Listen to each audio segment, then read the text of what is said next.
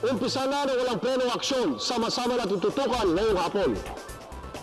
Bentahan ng droga sa harapan mismo ng pulisya.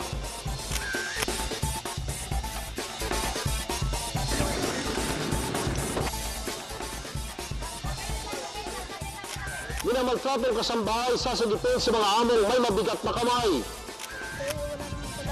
Magkano? 12,000 po. Hindi daw ako nila paayos ng kasi hindi daw ako nakakabayad na basta papakulong daw nila ako. Try mo! Try mo! Balikbayang OFW mula Saudi Arabia, luhang umuwi sa kanyang pamilya. Kinakabit ng mga kwanto yung logo doon sa sinasabit ko doon sa taas. Na-outbalance ako. Pagbagsak kong ganun, bumagsak din yung lamesa dito sa paa ko. Kaya ang bagong takbuhan ng mga mamayan nasa katwiran. Ito ang tunay na aksyon at solusyon sa mga kaso na nangangailangan ng tutok. Isang kasambahay ang naman ay minamaltrato ng kanyang mga amo. Sa araw-araw kasi niya ang pagbabalat ng buto. Siya pa raw ang ginagawang punching bag ng mga ito. Bukod sa animoy trato, hindi makatao, hindi pa raw siya pinapasweldo.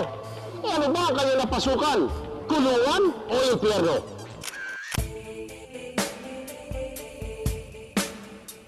Mula nang mabiyuda ang itatago natin sa pangalang Lilia, ang anak na niya ang naging karamay.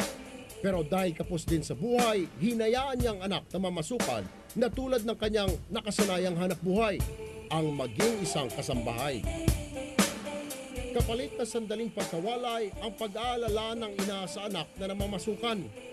Ang pangamba niya lalo pang nadagdagan nang makarating sa kanya ang hindi magandang balita.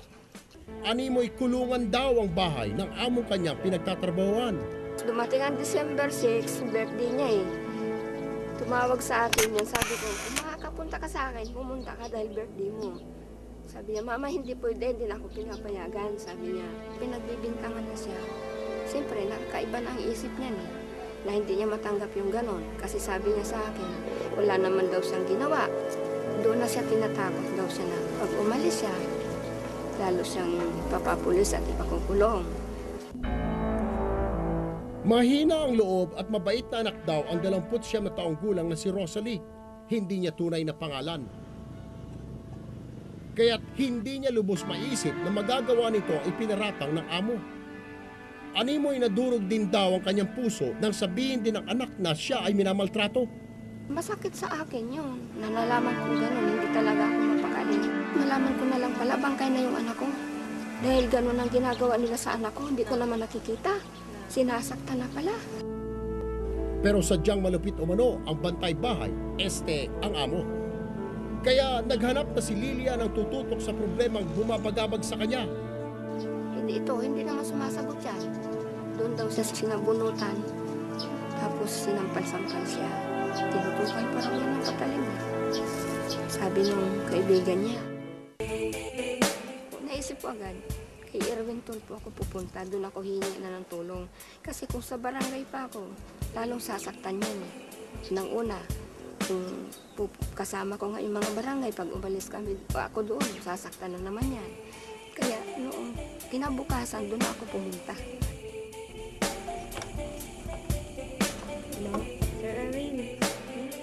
Walang pag-atubili, aksyon kaagad ang isinukli ng tutok team sa natanggap na reklamo.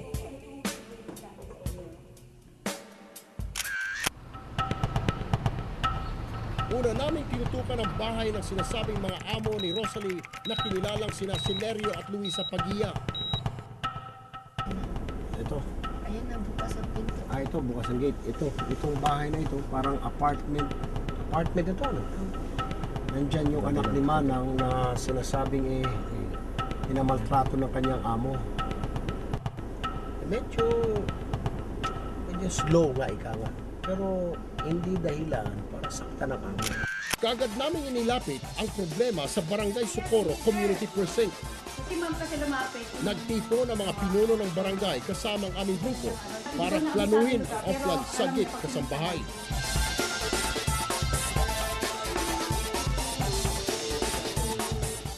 Tutukan ang pag-rescue ng preso mula sa jail warden niyang amo. Hindi daw ako nila paalis nang hindi daw ako nakakabayan. Tapos papakulong daw nila ako. Talagang ito'y nagnakaw. Nasa puder pa ninyo yan. Dapat ipinakulong na ninyo ang si Mano yan.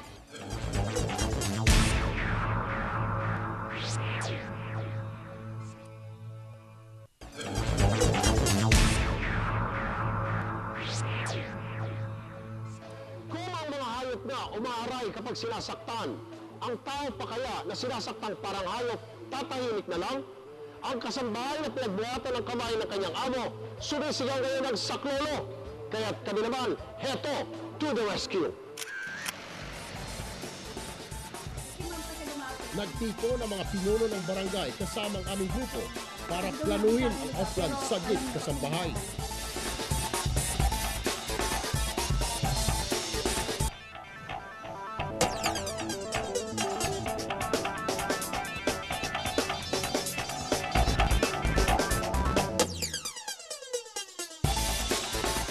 Pagdating sa bahay ng amo ni Rosalie, una munang bumaba ang staff ng tutok kasama si Nanay Lilia. Saktong naabutan namin ang amo niyang si Luisa.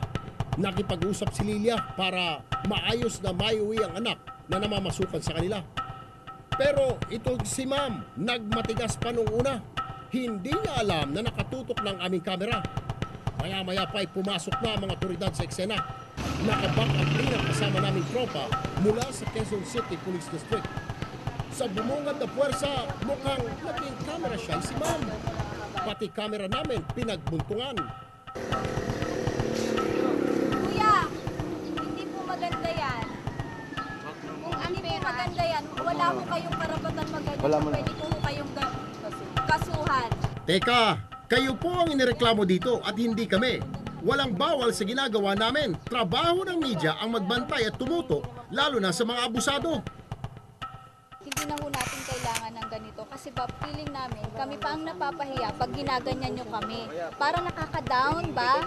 Kasi kahit na anong sabihin niya, parang ang paniniwalaan nyo siya, hindi kami.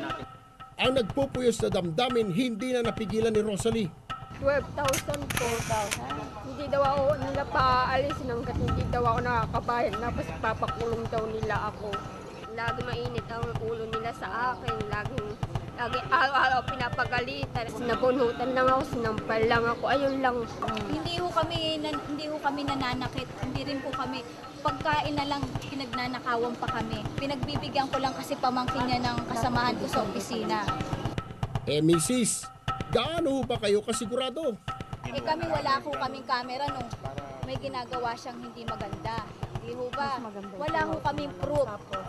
Sus, Ginoo. Wala naman ho pala kayong katibayan. Pero sa paghatol, daig nyo pa ang husgado. Try mo! Kaming gawin bobo. Hindi mo kaming gawin bobo. Try mo, try mo! Try mo, dali, try mo. Maya-maya pa, tila nagbago ang ihip ng hangin.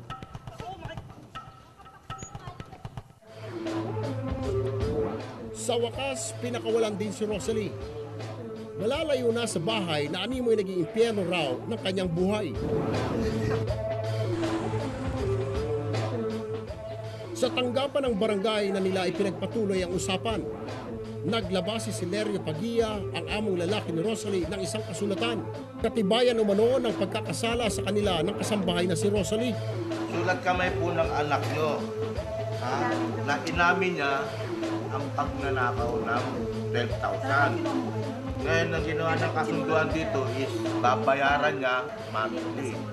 Ayon pa sa kanila, Nobyembre ng nakarang taon nang di umano'y mawala ng pera silang mag-asawa. Ako nga po sumulat niyan. Bakit mo ito sinulat? Ginawa mo ba to? Bakit mo sinulat kung hindi mo ginawa? Meron sila unfriended. Ano? Bakit mo sinulat kung hindi mo ginawa? Sinabi po nila sa akin. Inano? Nasulat po nila sa akin yun. Inako raw ni Rosalie ang kasalanan at ang bitbit nilang sulat ang kanilang katibayan. Walang nagdidikta sa'yo. Kaya talaga po siya, hindi ko naman po talaga naninakaw. Ayun! Tinamaan kayo ng magaling. Kayo na ang magaling at ipinasulat niyo kay Rosalie ang kasalanan para akuin niya. Ang anak ko po ay nagkamali sa inyo. Ang asawa ninyo, araw-araw nag-uusap sila ng bayaw ko. Bakit hindi ako pinatawag? At yung anak ko hanggang ngayon nasa lugar ninyo. Kung talagang ito'y nagnakaw, nasa puder pa ninyo yan. Dapat ipinakulong na ninyo yung timano yan. Dahil kahit pinakulong ninyo yan, tatakbo ako, tatakbo. Pwede ko namang ibigay yan sa otoridad eh.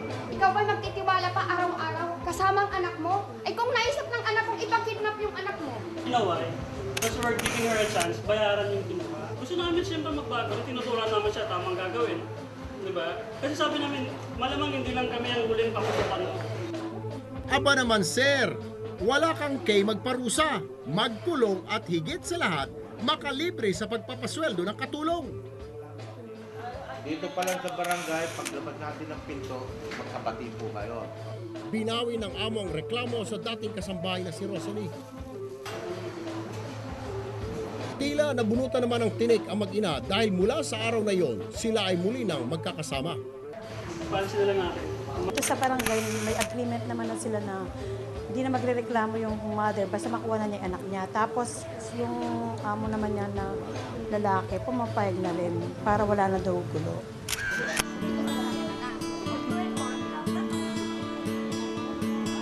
Tila isang bangungot daw ang karanasan ni Rosalie sa pamamasukan. Gusto na raw niya itong kalimutan para makapagsimula ng panibagong buhay. Ang pangarap ko lang po, simple lang po. Nagkaroon lang po ako ng hanap buhay. Hindi na po yung mga sukang ka pa ng katulong. Pero hindi rito nagtatapos ang aksyon ng tutok sa nasabing kaso.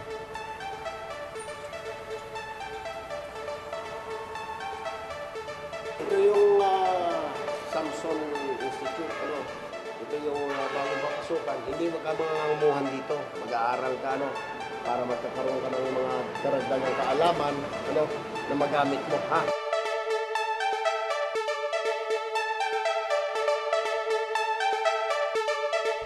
Isang libreng livelihood training program ang kaloob ng tutok team kay Rosalie sa tulong na rin ng Samson College of Science and Technology. Within 6 months, marami kang matututunan. 6 months training. Okay ba sa'yo? Opo. Ha? Mag-manicure, pedicure ka na lang ha? O baka isang araw, baka gusto mo magpakulot. Kulot mo yung buko ha? Hangad namin na sa bagong kaalamang kanyang matututunan, isang bagong buhay ang kanyang masisimulan. Ano nararamdaman mo ngayon? Saya po. Bakit? Binigyan niyo po ako ng hanap buhay. Walang problema yun. Ano yung trabaho namin yun. Ganun kami dito sa Tutok Tulfo.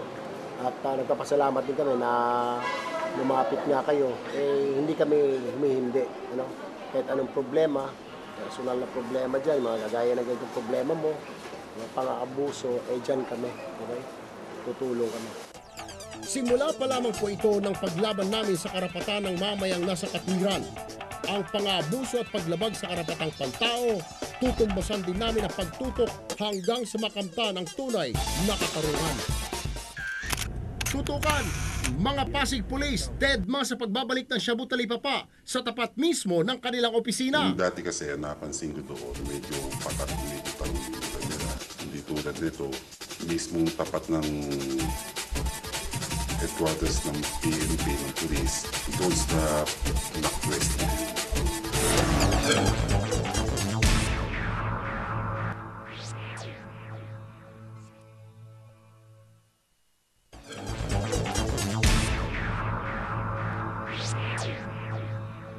Ang mga tulak sa Pasig dati lang nasa lakay. Meron pa nga sa kanilang nasentensyang makulong ng habang buhay. Pero tila marami pa rin sa kanila ang sadyang pasaway. Wala na ngang hiya-hiya, lantarang nagbebenta sa harap pa ng pulisya. Abay, hindi sila sinusuway. Bakit nga ba?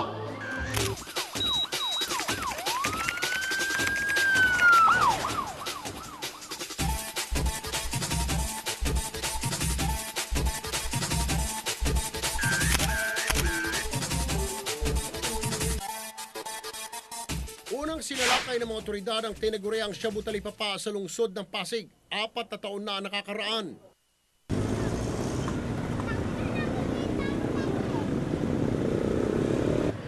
Pero kung hinala ng marami, wala na ang Shabu Talipapa sa Pasig City, isa po itong maling sabi-sabi.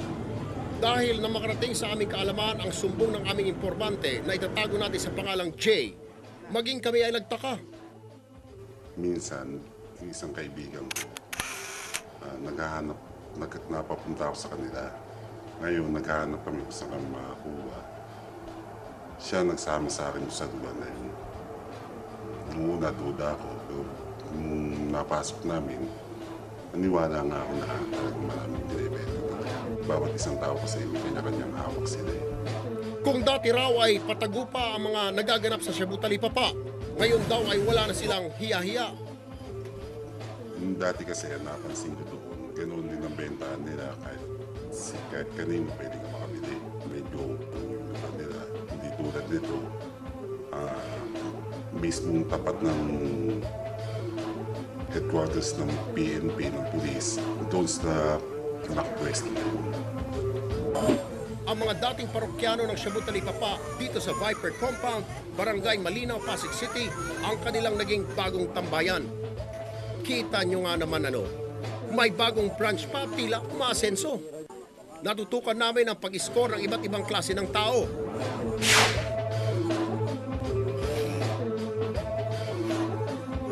At bukod daw sa bentahan ng droga, meron din umanong kalakaran na sex palit bato.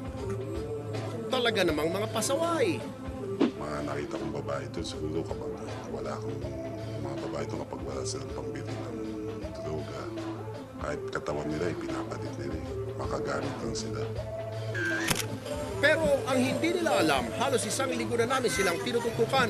At mas makulit kami kung kinakailangan.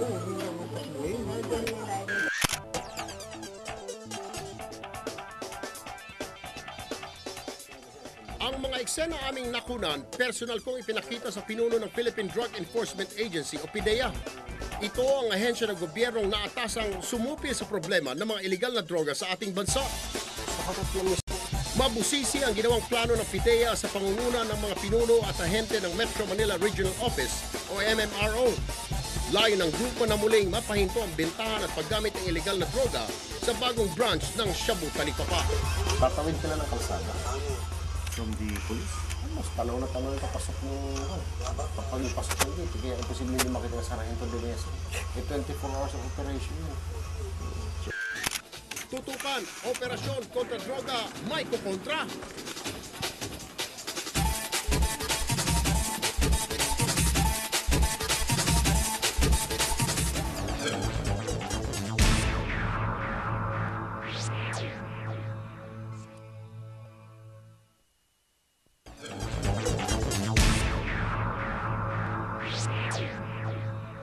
Sa harapan mismo ng Eastern Police District, ang bentahan ng droga. Buhay na buhay. Oras ng sumugod, ano pang ating inintay? Pero teka, ang mga target nakabang na.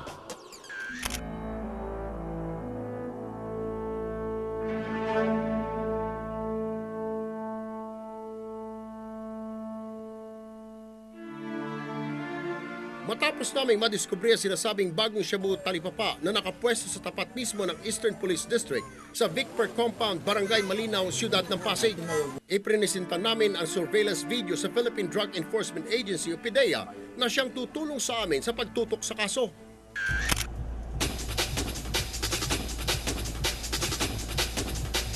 Isang test by operation ang isasagawa para makumpirma ang ibinigay naming ulat sa kanila. Kasama ang mga ahente na PDEA at undercover ng tutok, binagtas namin ang kuta ng Shabu Talipapa.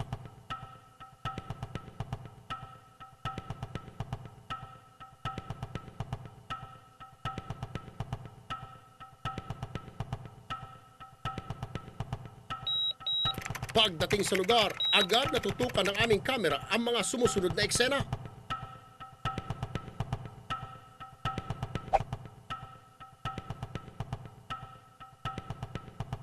Positive kaya lang isang lapag pa siguro.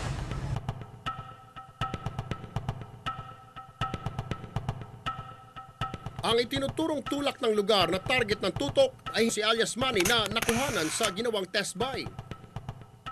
Agad ding natutukan ng mga otoridad ang sinasabi naming lapit ng Eastern Police District Headquarters sa target area. Kapansin-pansin din ang 3 lookout sa bukana ng target area kabilang ang isang batang lalaki. Sa hepe ng nasabing pulisya, hello, nasa harapan ninyo lamang ang kalaban pero deadma lang at parang nagbubulag-bulagan. Ano ba yan? Ang mga sample ng mga nabiling shabu kaagad naming ipinasuri sa laboratorio. Ang resulta, positibo. By violation of Section 5 ng Republic Act 9165, which is selling, non-bailable yun. Regardless of quality and quantity of drugs. Kung baga talagang pag nagbenta ka, diretso ka, walang bail yun. Life imprisonment. Para bigyang taning na pinatutukan sa aming lulubog lilitaw na Shabu Talipapa, isang search warrant ang inilabas sa sala ni Judge Nina G. Antonio ng Manila Regional Trial Court Branch 28. Malinaw raw ang paglabag sa Republic Act 9165 o ang Comprehensive Dangerous Drugs Act of 2002 ng mga natutukan naming mga sangkot umano sa operasyon ng Shabu Talipapa sa Pasig City.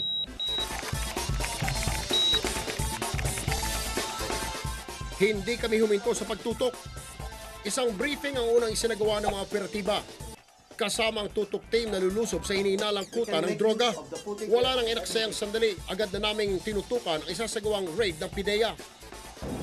So ito na nga, naka-ready na, naka-formation itong mga miyembro ng PIDEA nakasama dito sa raid sa Pasig. So ito na nga, mag-deploy na para salakayin yung lugar anytime from now.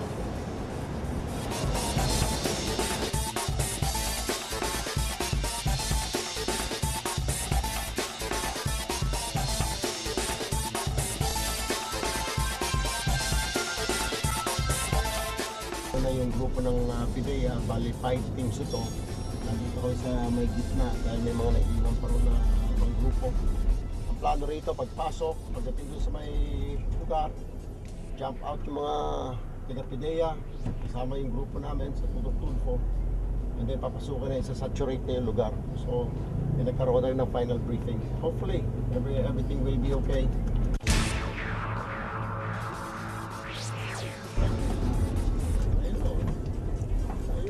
Pagdating sa target area, umpisa na dapat ng aksyon.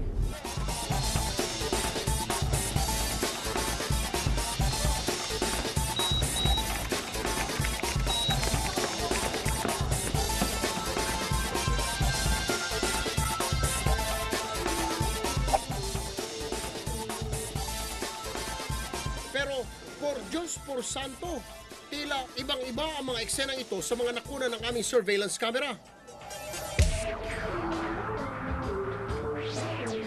Bagamat may ilang ebidensyang nakuha mga operatiba, tila may nakatunog sa gagawing operasyon. Katakataka namang absent yata ang mga tinuturong pasimuno ng Shabu Talipapa.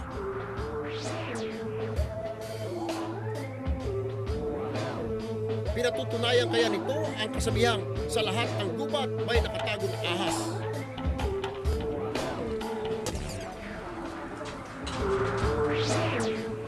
Sinadya namin ang headquarters ng Eastern Police District at Pasig City Police Headquarters upang alamin ang reaksyon nila mula sa lantarang pagbabalik ng Shabu Talipapa.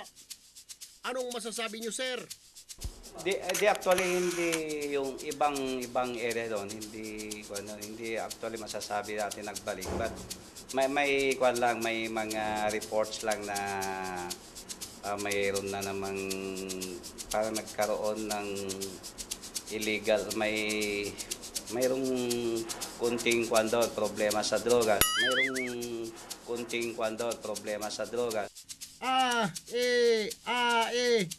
Bakit nauutal ka, sir? Medyo nagka-problema lang. Droga, pinag-uusapan dito. Mayroon kaming coordination with PDEA. At in fact, mayroon kaming usapan ngayon ng PDEA na tulong-tulong kami sa pagpugsa itong ipinagbabawal na gamot. Sana hindi lang palabas ang mga ito at nagmumukha lang katawa-tawa. Ang Shabu Talipapa sa Pasig ay hindi na bago. Pero kung sa pag-aakala ninyo na mababaon na sa limot ang talamak na bentahan ng droga rito, mag-isip-isip na kayong nasa likod ng pagpapatakbo nito. Dahil seryoso kami sa aming trabaho at layuning ipakita kung sino ang tunay na tinutukan namin sa kasong ito. Sa mga OFW, tutukan nyo ito. Kung madisgrasya kayo sa ibang bansa, may mahihita ba kayo sa OWA? Wala kang kilala dyan, wala kang koneksyon. Nako, kaya abutin ka ng siyam-siyam. Ano ho? But anyway, hindi po, ganun lamang ho, ganun gagawin natin. Ano ho?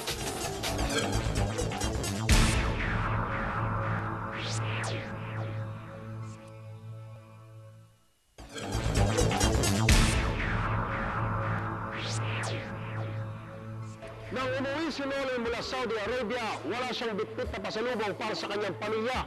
Napurnada kasi ang dapat sana'y matatanggap niyang malaking kita matapos siyang madisgrasya sa pinagtatrabuhang dayuhang kumpanya. Butas na nga ang bulsa pagdating pa sa sariling lupa, siya pa raw ang kinakawawa.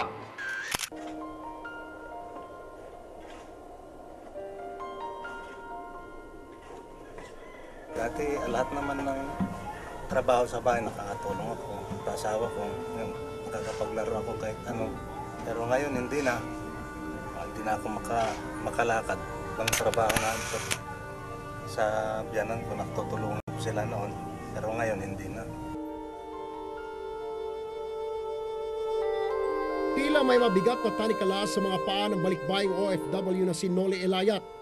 Dahil matapos ang mahigit 2 taong pagkikipagsapalaran sa Saudi Arabia, isang disgrasya ang naging dahilan para bumalik siya sa sariling bansa. Taong 2007 na magsimulang magtrabaho si Noli bilang quality controller ng isang tailoring shop sa Jeddah, Saudi Arabia.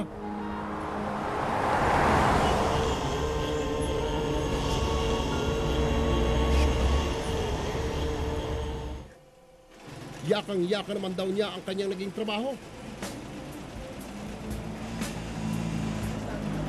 At maayos din makituro ang kanyang mga amo. Pero dahil sa isang hindi inaasahang pangyayari, napilitang mag-alsabalutan si Noli pabalik ng Pilipinas.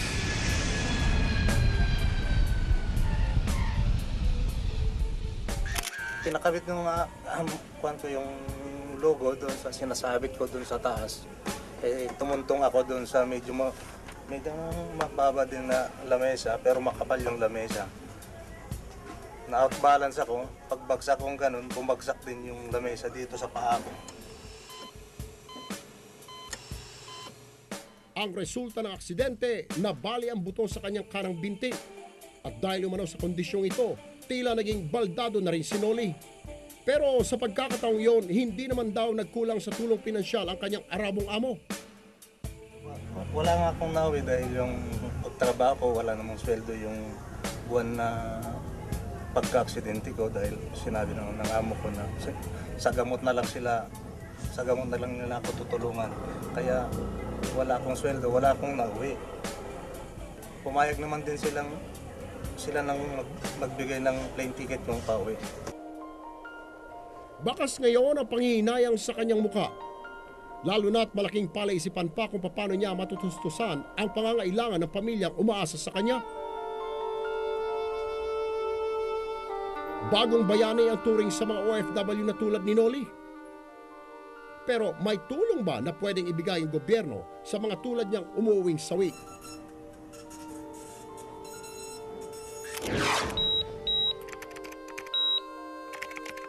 Ang hinaing ni Noli kaagad tinutukan ng aming tanggapan. Sinagot nga. Sinagot nga. Anong problema? Ang problema nga sir, ang pag-uwi ko dito. Walang budget, wala na ipon. Pwede ho yan, ilapit ho natin sa OWA para matulungan po kayo. Ano ho? Dalawin niyo ba yung mga records niyo? May mga dala kayo dyan, mga x-ray na bali ko. nabali yung inyong paa. Sige po, wala akong problema. Sasamahan namin kayo. At saka kung may makiklaim ho kayo dyan, ang alam ko, meron ho kayong makiklaim. Pag medyo wala kang kilala dyan, wala kang koneksyon, nako, abutin ka ng siyam-siyam. Ano ho? But anyway, sige po, ganun lamang ho, ganun gagawin natin. Ano ho?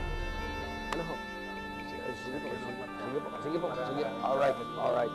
Bibigyan No. ako ng assistant. No problem po, no problem. Ang benepisyong nararapat para sa tulad niyang balikbayang bagong bayani, kasong nangangailangan ng agarang tutok.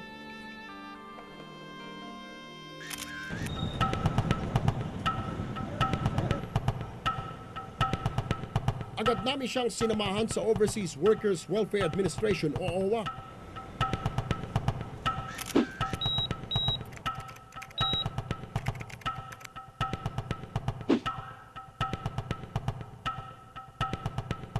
Ang ahensya ng gobyernong nangangasiwa sa kapakanan ng mga OFW na tulad ni Noli. Una naming tinutukan ang Insurance Claims Division ng nasabing ahensya para alamin kung may benepisyo siyang maaring makuha. Ma'am, yung sinasabi yung partial disability, that is kung permanent or partial permanent. What if kagaya po ng status niya na he cannot work because disabled na po siya for several months? How is that? Sir, ang usapin po dito is the outcome after mag-heal yung kanyang injury. Kung may chance of healing, Direktora, what's gonna happen? Walang makukuha. Pag temporary lang po yung disability niya, that's the time na i-refer namin siya sa rehab. Sa mga OFW na nais mag-claim ng kanilang insurance sakaling maaksidente sa ibang bansa, tutukan ang mga sumusunod na prosesong dapat sundin. Una, kumuha ng OFW Membership Verification Sheet o MVS sa mismong opisina ng OWA. Ikalawa, pagkatapos maisulat ang mga kinakailangang detalye sa OFW MVS, ipakita ito sa Insurance and Healthcare Benefits Unit o IHCBU para mabigyan ng application form requirements at schedule ng inyong appointment sa doktor para sa medical evaluation. Ikatlo, isumite ang medical records kasama ang accomplished application form requirements sa medical evaluation room. Pagkatapos nito ay hintayin na ang notice of check release na tulad nito para sa halaga ng inyong makukuhang benepisyo sa tanggapan ng OWA. Lubos ang kasiyahan ni Noli sa natanggap na balita mula sa OWA 1 linggo matapos naming tutukan ang kanyang kaso. Qualified siya dun sa aming programa. So entitled siya sa 25,000 na partial permanent disability benefit. Pwede siyang pumasok dun sa aming medical rehabilitation program. So kung kinakailangan ipagpatuloy pa yung pag-rehabilitate dun sa napinsala niyang paa. Kapalit man ay malaking kita, kaakibat ng pagtatrabaho sa ibang bansa, ang bigat na kaloobang mawalay sa sariling pamilya. Kaya't nararapat lamang na sa oras ng kanilang dagliang pangangailangan, may tututok sa solusyong kanilang inaasam. Tutukan sa susunod na Sabado.